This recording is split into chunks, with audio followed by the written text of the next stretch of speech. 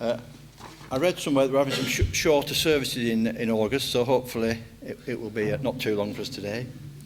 We're going to look at Judges chapter 13, 1 to 14 that Pete's read to us. And the Judges at a time when, just after Joshua had brought the children of Israel into the promised land, and it was a bit of it went from a high to a low, and they seemed to do well, and then they turned away from God and they went low, and then God came and rescued them, and then it went well again. So it was a bit of an up and down time. And Samson is one of these, so a bit of a high spot as well. It said of Oliver Cromwell that he said to his portrait painter, "Remark all these roughnesses, pimples and warts and everything as you see it. Otherwise I will not pay you a farthing for it." And apparently Oliver Cromwell, he wasn't the best looking boy, he was quite warty and everything. And one wart was so big it threatened to take over his whole face, but he wanted to tell it how it was. And that's the story of Samson. He's a bit of a strange character, a bit of a warts and all character, but the Bible doesn't hold back on anything that it says. Now, I'm going to ask Joseph if he'll just play a short trip. Now, you need to clip, you need to concentrate on this. All you have to do is count the number of passes of the ball, but the people just wearing white shirts, not black shirts. If you've heard it before, don't give it away. Here it is, Joseph.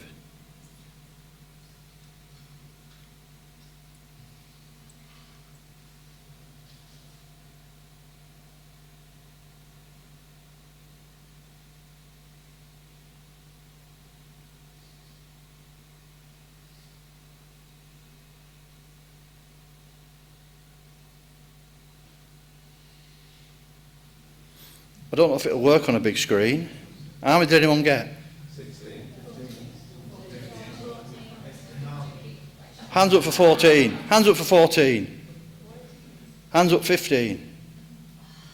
16. It was 15, I think. Did anyone notice anything else? Did everyone notice it? We'll come back to that. In Numbers chapter 6, in that passage we read there, it talks about Samson being a Nazirite. And in Numbers chapter 6 it says, "The Lord said to Moses, speak to the Israelites and say to them, if a man or woman wants to make a special vow, a vow of dedication to the Lord as a Nazirite, they must abstain from wine and other fermented drink, and must not drink vinegar made from wine or other fermented drink. They must not drink grape juice or eat grapes or raisins. As long as they remain under their Nazirite vow, they must not eat anything that comes from the grapevine, not even the seeds or skins. During the entire period of their Nazirite vow, no razor may be used on their head. They must be holy until the period of their dedication to the Lord is over, and they must let their hair grow long. Throughout the period of their dedication to the Lord, the Nazirite must not go near a dead body. Even if their own father or mother or brother or sister dies, they must not make themselves ceremonially unclean on account of them, because the symbol of their dedication to God is on their head. Throughout the period of their dedication, they are consecrated to the Lord." And I just wonder if Samson resented his vow. Well, it wasn't really his vow, was it?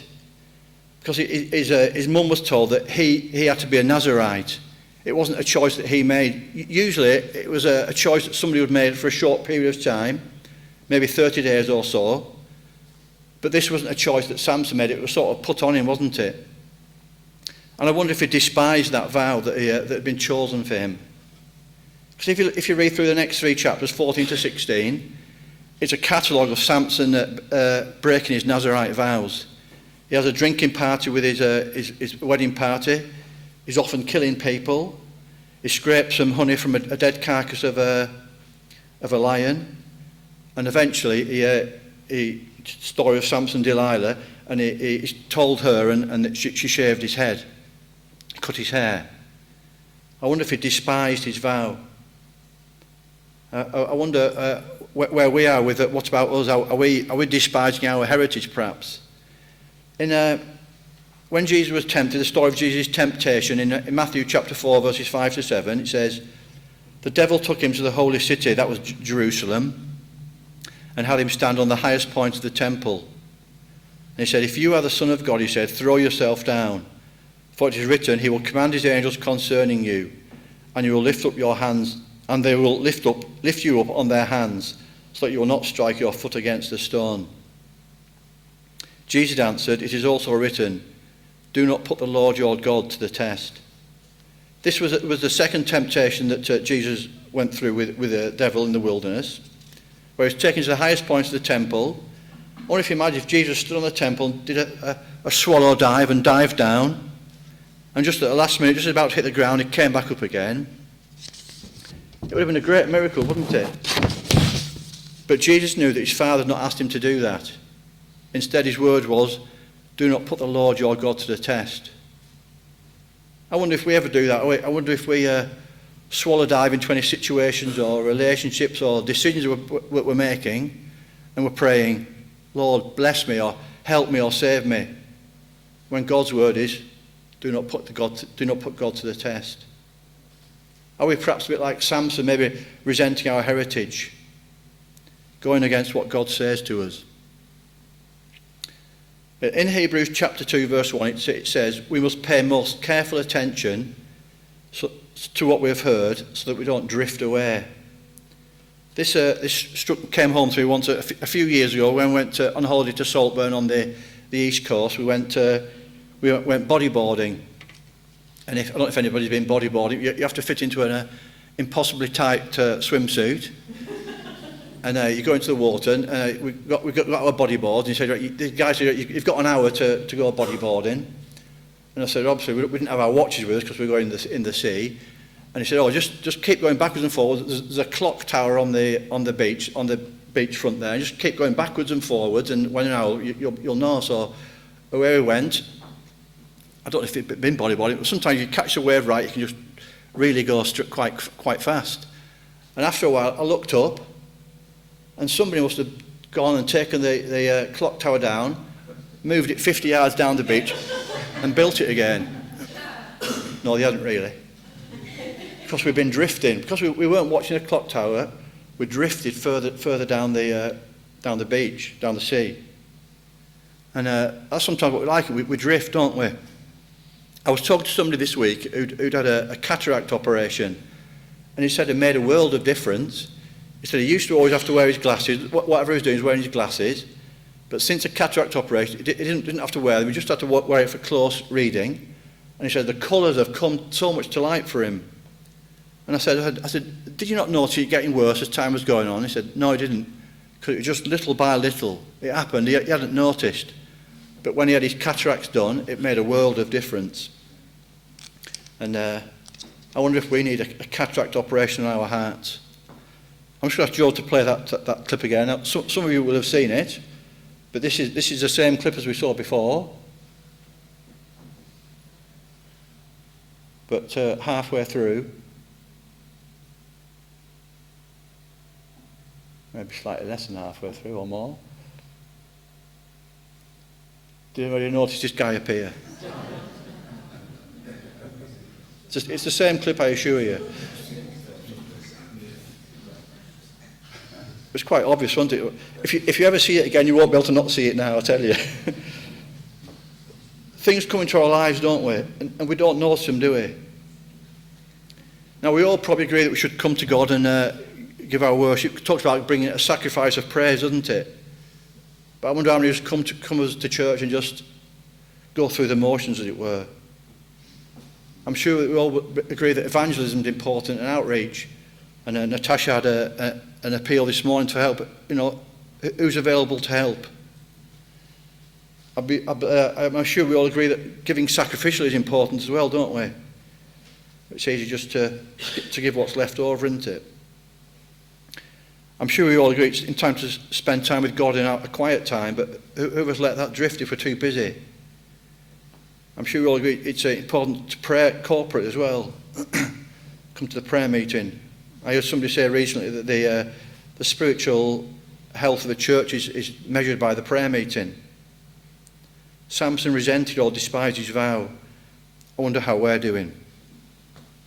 In Revelation chapters 2 and 3, there's 7 letters to the fledgling churches around at that time in the round and about. And 5 times the Spirit says, doesn't it, yet I have this against you. 7 churches, and God have things against 5 churches that they weren't doing right. It's easy to drift into it and let things come into our lives.